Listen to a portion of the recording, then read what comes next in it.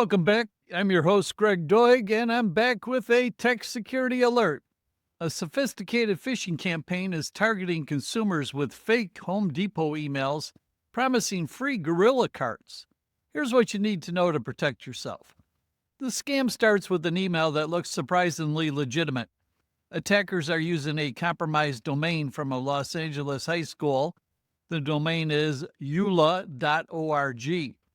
and they're using it to send messages that appear to come from Home Depot.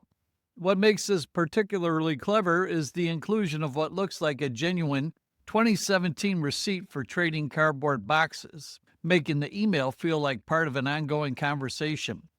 But dig deeper and the red flags emerge. The email is packed with invisible Unicode characters designed to fool spam filters.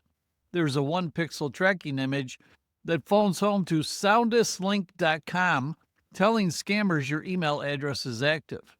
When you click the seemingly innocent Gorilla Card image, you're bounced through multiple redirects before landing on a survey page that harvests your personal information and eventually asks for a processing fee.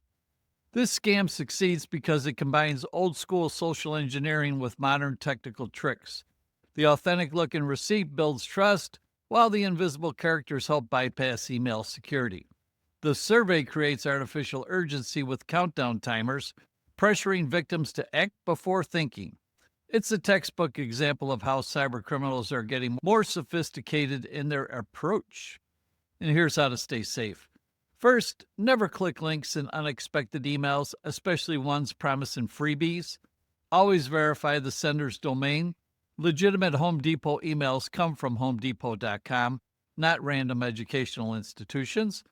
Hover over links before clicking to see the real destination. Keep your security software updated, and never provide personal or payment information on sites you didn't intentionally visit.